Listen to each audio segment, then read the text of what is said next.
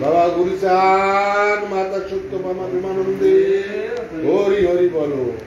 গুরু গোসাই প্রেমানন্দে হরি হরি বলো।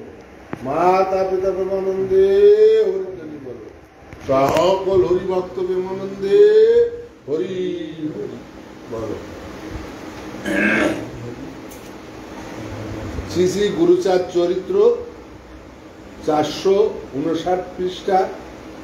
ভক্ত কবি শ্রীমৎ হরিবর সরকারের জীবন কথা। প্রেমিক সাধক কবি ভক্ত হরিবর ফরিদপুর জেলা মধ্যে দুর্গাপুর ঘর। রচনা কি কবি গানে বহু খ্যাতি তাজার, তার পদে সবিনয়ে করি নমস্কার। ধন্য কবি বঙ্গদেশে আনন্দ সুজন, তাহার পুত্র হরিবর গুণে মহাজন।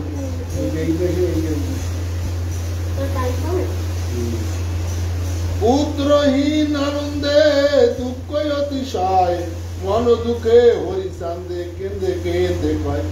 শ্রী হরি ডাকিয়া বলে আনন্দের ঠাই, শুনো হে আনন্দ আমি যাহা বলি তাই।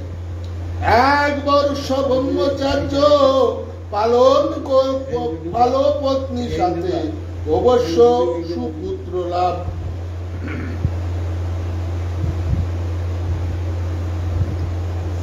হবে তা হাতে প্রভুর আজ্ঞা শিরোধার্য, আনন্দ করিল তার ফলে পুত্র রূপে হরিবর। 1275 সালে গণনা পুত্র দিল হরিচাঁদ বলিয়ে পূর্ণা। শ্রীহরির ঘরে জন্ম নিল মহাশয়, হরিবর বলি তার পিতা নাম দেয়। পুত্র লয়েছি আনন্দ উড়াকান্দি গেল, ভক্তি ভারে বহু কথা হরিকে বলিল। ব্রহ্মকুলে আছে যত কবি সরকার, সুরসিক বলি ব্যাখ্যা পায় হরিবর। পুত্রের শিক্ষায় লাগি আনন্দ সুজন, গ্রাম মধ্যে পাঠশালা করিল গঠন। কথা হতে প্রাথমিক পাঠ শেষ করি, ছাত্রবৃত্তি পরিবারে গেল দেশ। গুনাপাড়া গ্রামে গিয়ে ছাত্রবৃত্তি পড়ে, বিশেষ যশের সঙ্গে তা পাশ করে।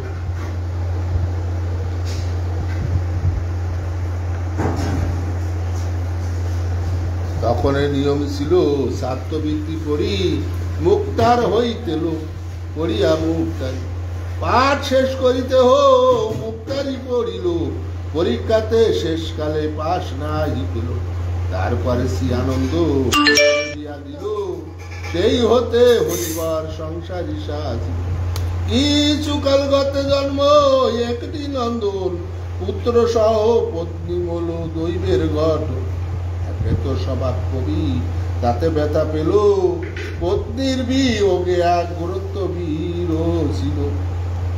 পুনরায় করিলেন তার পরিগ্রহ, ভুলিলেন ক্রমে ক্রমে পত্নীর বিরহ। বাঁশুড়িয়া গ্রামে তার শ্বশুরালয়, মাঝে মাঝে কবিবর তথা কারে যায়।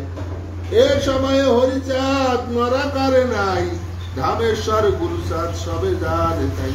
প্রধান বংশ জানি স্বামী মহানন্দ, অক্ষয় কার্তিকার সীতার বহু দেশে বনে তারা প্রচার কারণে, মতো নহে শ্রী আনন্দ হরিচাঁদ মানে।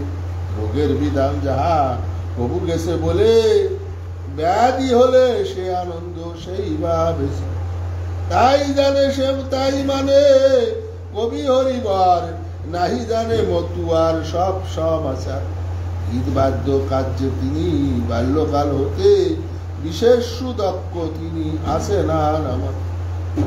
একদিন বাঁশুড়িয়া গেল হরিবর, আচার্য শুনিল তথা এক সমাচার। বাঁশুড়িয়া গ্রামে কত মতরা আসিবে, বাড়ি করে মহোৎসব। শ্বশুরের গৃহ হতে বেশি দূরে নয়, তাই তারা বাক্যস্থলে হরিবরে পায়। মহোৎসবে যেতে কিবা আছে তব মন, হরিবার বলে তাহা করে কোন। টলুয়া বৈরাগী যদি করে মহোৎসব, সেটা যেতে মনে করি মহা অগৌরব।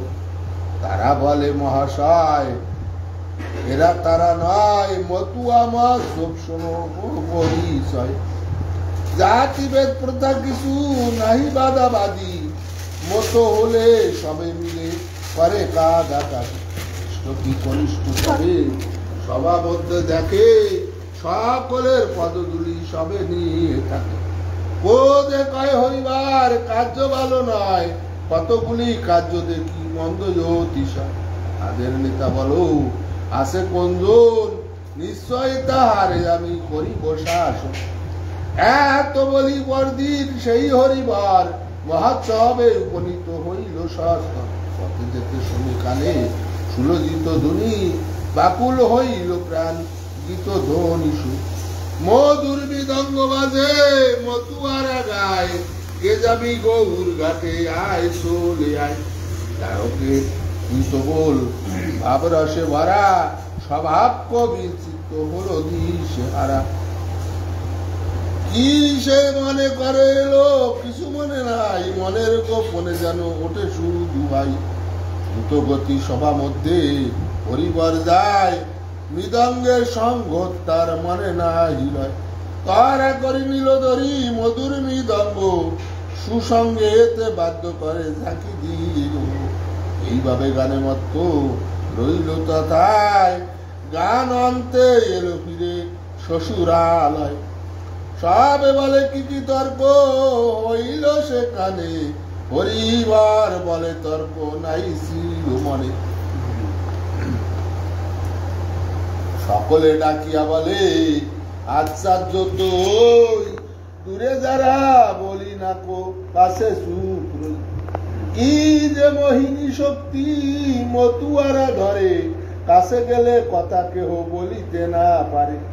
হরিবার ভাবে মনে যাবে পুনরায়, দেখিবে মতুয়ার দেহে মোহিনী কোথায়।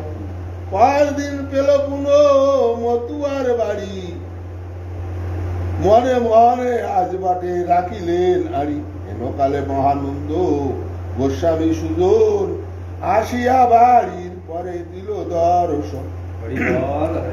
কি বাসে মোহন কান্তি ভাবে ডল ডল, দীর্ঘ কেশ দীর্ঘ শ্রু আকি সল সল। শ্যামল কোমল কান্তি গোপরে সম, ভস্যে ঢাকায় অগ্নি সম জ্যোতি অনুপম। সন্ধ্যা তারকার প্রায় আখি দুটি স্থির, অধরে মৃদুল হাসি ভাব সুগম্ভীর। এমন মোহন কবি সেই দেখিয়াছে, বলা বলি নাই কিছু প্রাণ সখী আছে। করুণ কোমল চোখে বারে তখন, গোস্বামী হরিবরে করে দর্শন। মন্ত্রমুগ্ধ কলিযথা সাপড়িয়া ধরে, পলকে ধরিল স্বামী সেই হরিবরে।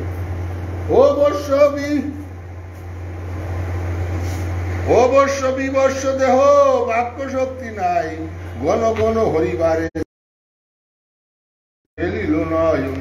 সেই মতো ভাব হলো তার হৃদয়, বাক্যরা হয়ে পড়ে গোস্বামী পায়। বাদানে গোস্বামীজি তাহারে ধরিল, তর্কবাদী হরিবার সেখানে মরিল। ভাব করে ভাব নিয়ে পুনর্জন্ম হয়, এবে শুনো বলি কিছু সেই পরিচয়। হরিবার।